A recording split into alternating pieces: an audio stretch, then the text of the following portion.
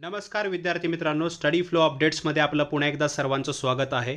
तर मित्रांनो, बीड जिल्हा अंतर्गत जेही तालुके आहेत तिथे पोलीस पाटील पदांची पदभरती सुरू झालेली आहे। हा आपला चौथा व्हिडिओ आहे। या आधीचे व्हिडिओ पाहण्यासाठी जेही तालुके आहेत जसं अंबाजोगाई, शिरूर कासार, बीड जिल्हा अंतर्गत जेही गावे आहेत त्यांचे व्हिडिओ पाहण्यासाठी चॅनलला व्हिजिट करा। हे परळी उपविभाग जे आहे तेथील रिक्त पदे आहेत आणि ते भरण्याबाबत हा जाहीरनामा आहे।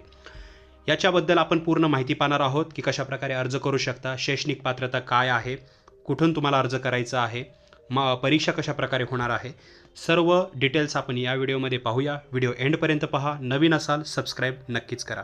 तसेच हे PDF मिळवण्यासाठी आपला WhatsApp आणि टेलिग्राम ग्रुप जॉईन करा। लिंक डिस्क्रिप्शनमध्ये आहे आणि लिंकसुद्धा याची दिलेली आहे। तुम्ही आर्टिकलसुद्धा रीड करू शकता। फर्स्ट लिंक आहे। आता याच्यासाठी जे अर्ज आहे ते तुम्हाला ऑनलाईन bidpp.recruitment.online या वेबसाईटवर करायचे आहे। याची वेबसाईट जी आहे क्लिकेबल डिस्क्रिप्शनमध्ये मी देत आहे। तुम्हाला हा जो अर्ज आहे तो 19 जानेवारी ते 30 जानेवारीच्या अंतर्गत करायचा आहे। त्याचबरोबर याची जी छाननी असेल आणि जे प्रवेशपत्र असतील ते 2 फेब्रुवारी ते 6 फेब्रुवारी दरम्यान देण्यात येतील। लेखी परीक्षा जी असेल याची 22 फेब्रुवारीला होणार आहे।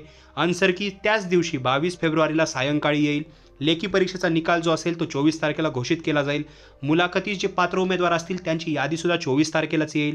मुलाखतीचा दिनांक जो असेल ते 25 फेब्रुवारी ते 28 फेब्रुवारी दरम्यान असेल आणि अंतिम निकाल जो असेल तो 2 मार्चला येणार आहे। तर अशा प्रकारे ह्या डेट्स आहेत, या टेंटेटिव्ह डेट्स आहेत, सध्या फिक्स आहेत पण याच्यामध्ये चेंजेस होऊ शकतात।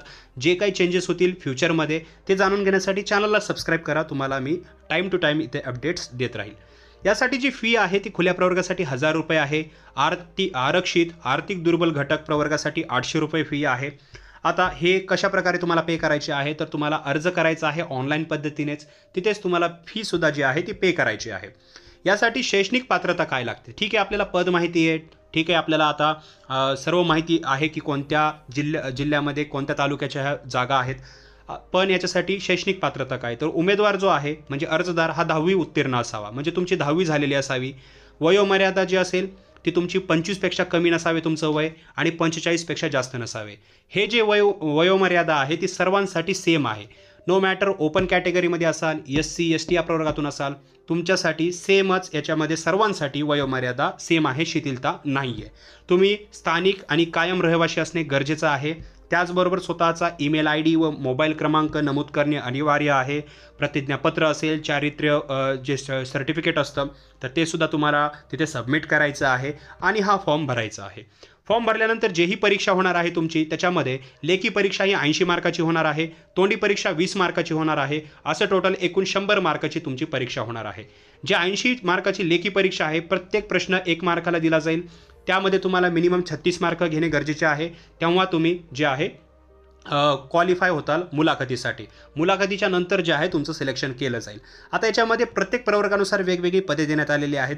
ते पाहण्यासाठी जे आहे तुम्ही या PDFचा वापर करा, कारण इथे जर मी मेन्शन केलं किंवा ही माहिती पाहिली तर व्हिडिओ खूप मोठा होईल। तर त्यासाठी तुम्ही PDF जे आहे ती चेक करू शकता। याच्यामध्ये गावाचे नाव, सामाजिक आरक्षणाचा प्रवर्ग आणि समांतर आरक्षण हे देण्यात आलेलं आहे। याबद्दल डिटेल माहिती तुम्ही या PDF मध्येच पाहू शकता। तसेच आता परीक्षा कोणत्या बेसिसवर येणार आहे तर बघा 10वी पर्यंतचा जो हे अभ्यासक्रम आहे त्यामध्ये मग गणित असेल, त्याचबरोबर जे परिसर आहे तुमचा त्याची जे ऐतिहासिक माहिती असेल, त्याचबरोबर जे चालू घडामोडी असतील, या सर्वांचा समावेश जे आहे परीक्षामध्ये असणार आहे। MCQ टाईप परीक्षा आहे।